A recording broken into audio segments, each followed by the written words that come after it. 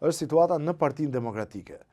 Të gjithë na kritikojnë dhe na thonë pse merrni me opozitën, por në fund të ditës është një temë e cila merr shumë vëmendje.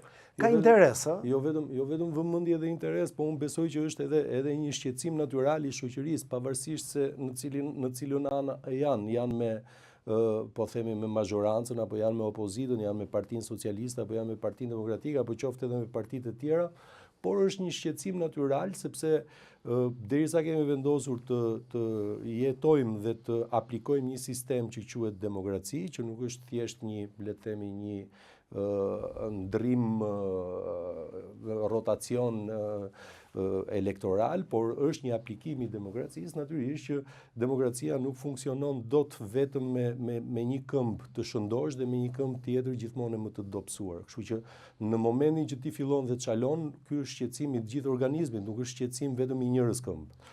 Si shikon këto sulme, kritika, një betejë e re që duke sikur ka filluar zoti Berisha me gazetarët. E shikoj sulmon pronarët e mediave, po ka sulmuar dhe disa gazetarë. Ai thotë që nuk e ka me gazetarët, por gjithsesi disa prej tyre i ka kritikuar, i ka sulmuar, anatemuar. Unë besoj që ky është një sport jo i panjohur në vendin tonë. E ka bërë çdo gjë që ka faj, e ka bërë Edi Rama me shumë sukses, e ka bërë zoti Berisha her pas here, madje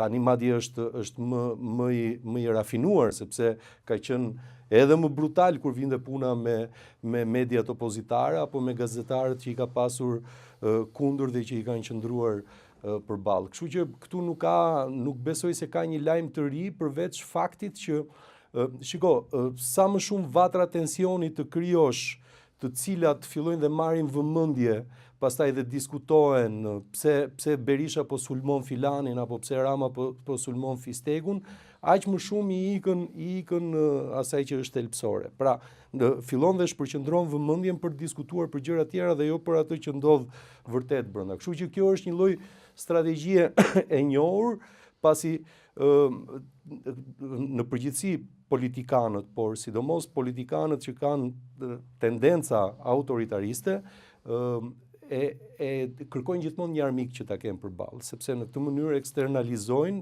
Po mos ka bërë si shumë armiq kjo opozita, po. Shiko, pra mirë është duhet. Sali Berisha është një figurë politike, një personazh politik i cili ekziston nëpërmjet konfrontimit. E ka pas në të tërë rrugtimin e tij politik. Kështu që është brenda logjikës se si ai doktrina Berisha mund ta themi që është krijimi i vatrave dhe i konfrontimit ashpër. Gjithmonë e ka bërë këtë kur ka qenë në opozitë, e ka bërë këtë kur ka qenë në pushtet. Domethënë gjithmonë ai ka dashur konfrontime të ashpra, sepse kështu ai le të themi mobilizon dhe sheshon nuancat dhe e ka më të lehtë të merret me gjëra të bardhëzi.